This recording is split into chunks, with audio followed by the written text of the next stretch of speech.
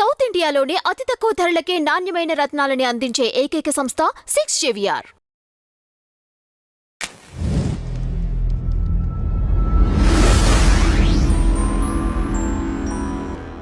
నమస్తే అండి, welcome to our channel. నమస్తే సార్. నమస్కారం సార్, కొన్ని రోజుల నుంచి గరికపాటి గారి గురించి సోషల్ మీడియాలో చాలా వైరల్ అవుతుంది.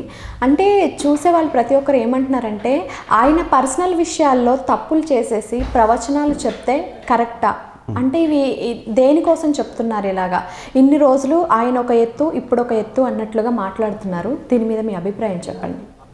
నిజంగా దీని మీద విశ్లేషణ చేయటం కూడా అప్రస్తుతమనే నేను అనుకుంటున్నాను. ఎందుకంటే గరికపాటి గారి జీవితంలో అది వ్యక్తిగతమైన వ్యవహారం.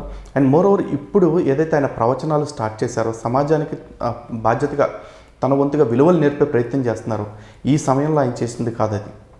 అది ఒక 30-35 ఏళ్ల క్రితం జరిగిపోయిన ఘట్టం. అప్పుడు ఆయన వయసు ఎంత? ఆ వయసులో ఆయన ఏ కారణంగా తప్పు చేశారో తెలియదు. ఆ తప్పు అంటానికి కూడా నాకైతే అర్హత లేదు. ఎందుకంటే అప్పుడు పరిస్థితులు ఏంటో, వారి మధ్య ఏం జరిగిందో మనకి ఎవరికీ తెలియదు. ఆవిడ వర్షను ఆవిడ బయటకు వచ్చి మీడియాలో ఏదో చెప్తున్నారు.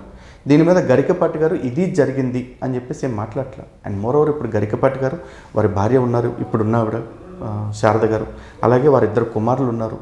వాళ్ళెవరికి అబ్జెక్షన్ లేదు కదా, వాళ్ళు సంతోషంగానే ఉన్నారుగా. కొన్ని గరికపాటి గారు ఈరోజు కొంచెం పాపులర్ అయిపోయి ఈరోజు ఏమైనా మాట్లాడటం మొదలెట్టారా అంటే అది లేదు. ఎప్పటి నుంచో వారు ప్రవచనాలు చెప్తున్నారు, ఎప్పటి నుంచో వారికి మంచి ఫాలోయింగ్ ఉంది. మరి పద్మశ్రీ కూడా వరించింది వారిని. పద్మశ్రీ వచ్చిన తర్వాత ఆవిడ ఎందుకు బయటకు వచ్చారు అనేది ఆవిడ సమాధానం చెప్పాలి. అండ్ మోరోవర్ ఇక్కడ ఆవిడని కూడా నేనేం జడ్జ్ చేయట్లేదు ఇప్పుడు ఎందుకు వచ్చారు అనే దాని గురించి. ఎందుకంటే ఆవిడకి ఇప్పుడు ఎందుకు రావాలనిపించిందో ఆవిడ ఇష్టం. కానీ దాన్ని పట్టుకుని గరికపాటి గారికి అసలు చెప్పే అర్హత లేదు అంటాం నేను ఖచ్చితంగా ఒప్పుకోనండి. ఎందుకంటే ఒక వ్యక్తి చెడిపోవటానికి 1 నిమిషం చాలు, ఒక వ్యక్తి బాగుపడటానికి 1 నిమిషం చాలు. అలాంటిది గరికపాటి గారు అప్పుడు ఏదో చేశారు కాబట్టి అసలు ఆయనకి మంచి చెప్పే అర్హతే లేదని మీరు ఎట్లా చెప్తారు కదా. ఇప్పుడు మనుధర్మ శాస్త్రంలో ఒక మాట చెప్తారు, విషం నుంచి కూడా అమృతాన్ని పొందగలిగేలాగా మనిషి మారాలి. అంటే చెడు నుంచి కూడా చెడును వదిలేసి మంచిని వేరుగా తీసుకుని నేర్చుకోగలిగే పరిస్థితి ఉండాలి. బలాదపి సుభాషితం అంటారు. అంటే మంచి మాట చిన్నపిల్లవాడు చెప్పినా నేర్చుకోవాలంటారు, మంచిని చెడ్డవాడు చెప్పినా సరే నేర్చుకోవాలంటారు. అంటే చెడ్డవాడు కాబట్టి వాడి దగ్గర నుంచి చెడు నేర్చుకోవాలని రూల్ లేదు. వాడి దగ్గర 99 చెడుండి ఒక మంచి ఉంటే ఆ ఒక మంచి ఏంటో అది తీసుకోండి. ఈరోజు గరికపాటి గారు ఎన్ని ప్రవచనాలు ఎక్కడైనా సరే, అమ్మా ఎవరైనా 2 పెళ్ళిళ్ళు చేసుకుంటే అదేం పెద్ద నేరం కాదు, నేను కూడా చిన్నప్పుడు చేసా, ఏం తప్పు లేదు అని ఎక్కడైనా చెప్పారా? లేదుగా. ఆయన జీవితంలో జరగకూడదు ఏదో జరిగింది, దాని వెనకాల ఏమేం కారణాలు ఉన్నాయో వాళ్ళిద్దరికీ తెలుసు తప్ప మన ఎవరికి ఇప్పుడు తెలియదు. ఊరికే కూర్చుని ఇక్కడ మనం ఏదో జడ్జిల్లాగా కూర్చుని తీర్పులు పాస్ చేయడం కరెక్ట్ కాదండి. అండ్ మోర్ ఓవర్ సనాతన ధర్మం కర్మ సిద్ధాంతాన్ని నమ్ముతుంది. అండ్ గరికపాటి గారు ఆ కర్మ సిద్ధాంతాన్ని పరిపూర్ణంగా నమ్ముతారు, ప్రచారం కూడా చేస్తున్నారు.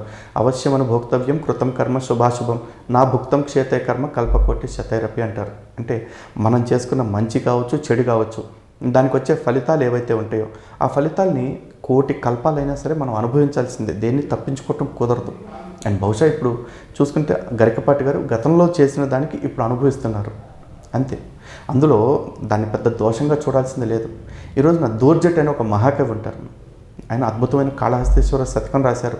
అష్టదిగ్గజాల్లో శ్రీకృష్ణదేవరాయల వారి ఆస్థానంలో ఉండేవాళ్ళు. అంత భక్తుడైన ఆయనకు కూడా స్త్రీలోలత్వం అనే ఒక ఇబ్బంది ఉండేది. ఆయన పరమాత్ముడిని ఎంతో ప్రార్థన చేశాడు, అయ్యా నేను ఎన్నో సాధించగలుగుతున్నాను, నీ విషయంలో ఎంతో భక్తిగా ఉండగలుగుతున్నాను, కానీ ఈ ఒక్క లోలత్వాన్ని నేను వదలలేకపోతున్నాను, దాని నుంచి నన్ను బయటపడేయని మొక్కుకున్నాడు ఆయన. అలాగే శ్రీనాథుడు, శృంగార నైషధం రాసిన అదే శ్రీనాథుడు ఆ తర్వాత ఎన్నో భక్తి కావ్యాలు రాశాడు. హరవిలాసం కావచ్చు, లేకపోతే ఇతరత్ర కావ్యాలు కావచ్చు. ఈవెన్ మా రామాయణంలో చూసుకోండి, రాములు వారు తన సొంత భార్యను ఎత్తుకుపోయిన రావణాసురుడికి చివరాఖరి అవకాశం ఇచ్చాడు, సీతను తెచ్చి నాకు అప్పగించు, నిన్ను క్షమించి వదిలేస్తా అని చెప్పేసి. అంటే సనాతన ధర్మంలో క్షమ అనేది ఎంత అంటే వ్యక్తి మారితే క్షమించటం అనేది రాముడే మనకిచ్చిన ఆదర్శం. అలాంటిది 35 ఏళ్ల క్రితం చేసిన తప్పు గురించి ఇప్పటికీ కూడా మళ్ళీ రిపీట్ చేస్తున్నా, తప్పు అంటాం బహుశా నా పొరపాటే, అది తప్పు అని నేను అనలేను. 35 ఏళ్ల క్రితం వారి జీవితంలో జరిగిపోయిన సంఘటన గురించి ఇప్పుడు ఆవిడెవరో బయటకు వచ్చి మాట్లాడితే అది వాళ్ళిద్దరూ చూసుకోవాల్సిన అంశం. సమాజానికి ఇది సంబంధించిన అంశమే కాదు, నా వరకు నాకు నేను చూస్తున్న సమాజానికి గరికపాటి గారు చెప్తున్న మంచి ఏంటి అనేది ఇంపార్టెంట్. నేను హిందువులందరూ కూడా మళ్ళీ చెప్తున్నా, ఎప్పుడైనా సరే ఏం చెప్తున్నారో చూడండి, ఎవరు చెప్తున్నారు అనే దాని జోలికి వెళ్ళకండి. ఎందుకంటే చెడ్డ మాట మంచివాడు చెప్పినా తీసుకోవాలి. ఈరోజు రామాయణంలో మారీచుడు అని ఒక రాక్షసుడు ఉంటాడు. సీతాపహరణానికి సహాయపడింది అతనే రావణాసురుడికి. అలాంటి రావణాసురుడు, అలాంటి మారీచుడు చెప్పిన మాట ఇప్పటికీ మేము గొప్పగా చెప్పుకుంటాం. రామో విగ్రహవాన్ ధర్మః అని చెప్పేసి రాముడి గురించి చెప్పిన మాట. మరి అలాంటి నీచుడు చెప్పిన మాటను మేము ఎందుకు తీసుకుంటున్నాం, రాక్షసుడు చెప్పిన మాటని? ఎందుకంటే చెప్పింది రాక్షసుడైనా చెప్పింది మంచి మాట కాదు. అలాగే రావణాసురుడు స్వయంగా రచించిన శివతాండవ స్తోత్రం ఏదైతే ఉందో, ఆ శివతాండవ స్తోత్రాన్ని ఇప్పటికి కూడా మేము ఎంతో భక్తిగా పాడుకుంటాం. అదేంటి రావణాసురుడు పాడాడని చెప్పి వదిలేస్తున్నామా? లేదుగా. అలాంటిది ఈయన రావణాసురుడంతా మారీచుడంతా పాపాలేం చేయలేదుగా. ప్రతి జీవితంలోనూ, ప్రతి వ్యక్తి జీవితంలోనూ జరిగే చిన్న చిన్న పొరపాట్లలో ఇలాంటిదే ఒకటి. కానీ ఎందుకని గరికపాటి గారు బయటికి వచ్చి చెప్పడం లేదు ఇది సంఘటన అని చెప్పేసి? అది వారు ఎందుకు రావట్లేదు అనేది మనకు తెలియదండి. వారు వచ్చే టైం ఇంకా రాలేదనుకున్నారా, లేకపోతే దీన్ని ఇంకోలాగా డీల్ చేద్దాం అనుకుంటున్నారా? ఎందుకంటే మన వరకు మనం చూసుకుంటే, నేను మళ్ళీ చెప్తున్నాను కదా, గరికపాటి గారు ఇది చేశారు, ఇది చేయకూడదు అని చెప్పేంత యోగ్యత, అర్హత నాకైతే లేదు. ఎందుకంటే వారికి అన్నీ తెలిసిన వారు, పెద్దలు, విఘ్నులు. కాబట్టి వారు ఇప్పుడు రావట్లేదు కాబట్టి ఆయన సైడ్ తప్పు ఉంది అనే మాట కూడా నేను ఒప్పుకోనండి. ఓకే, అదంటే ఇప్పటి వరకు మేము కూడా ఆయన ప్రవచనాలు వింటూనే ఉన్నాము. నేను కూడా ఆయన ప్రవచనాలకి చాలా భక్తురాలని చెప్పుకోవచ్చు. అలాంటిది ఆయన మీద ఒక ఎలిగేషన్ వస్తే ఆయన ఇది కాదు, లేకపోతే ఇది అయ్యింది అప్పుడు అనేసి ఏమీ చెప్పకపోవడం అనేది నెటిజన్స్ అనేది అవును ఈయన తప్పు చేశాడు కాబట్టి ఇప్పుడు బయటకు వచ్చి మాట్లాడట్లేదు అన్నట్టుగా మాట్లాడుతున్నారు. సో ఆయన ఒక్కసారి వచ్చి ఏమైనా మాట్లాడితే వీటన్నింటికి, ఈ వార్తలన్నింటికి పులి స్టాప్ పడుతుందని అనుకుంటున్నాను నేను. అది వారిని అడగాలండి. నా వరకు నేను చెప్తున్నా కదా, వారికైతే బహుశా సమాజం లోపలికి వచ్చి ఇదిగో నా జీవితంలో ఇది జరిగింది, నేను ఈ విధంగా చేశాను, ఇప్పుడు తలదించుకుంటున్నాను, లేకపోతే ఇప్పుడు దాన్ని సమర్థించుకుంటున్నాను అని చెప్పాల్సిన అవసరం అయితే ఉందని నేను అనుకోవట్లేదు. మాకు అప్రస్తుతం అది. వారి కుటుంబ వ్యవహారము, ఆయన కుటుంబ జీవితంలో ఏదో ఉంది కాబట్టి ఆయన సమాజానికి మంచి చెప్పే అర్హత లేదు అని మేము అనట్లా. ఈ రోజున 10 పెళ్ళిళ్ళు చేసుకున్న పాస్టర్లు, లేకపోతే 10 మందితో తిరిగిన మత పెద్దలుగా ఉండే వేరే మతాలకు సంబంధించిన వాళ్ళందరూ నిర్లజ్జగా బయటకు వచ్చి మాట్లాడుతున్నారు. ఈ రోజున బ్రదర్ సిరాజ్ ఉన్నాడు, అతను 2 పెళ్ళిళ్ళు 3 పెళ్ళిళ్ళు చేసుకున్నాడు అంటారు. నాకు కరెక్ట్గా తెలియదు. ఫస్ట్ కంపల్సరీ 2వ పెళ్ళి అయితే తెలుసు నాకు. అలాగే మొదటి భార్యని విడిచిపెట్టేశారు, అది యూట్యూబ్లో వార్తలు కూడా ఉన్నాయి. అతను ఇంకా వచ్చేసి మత ప్రచారం చేయట్లే, విడిచిపెట్టేశాడు.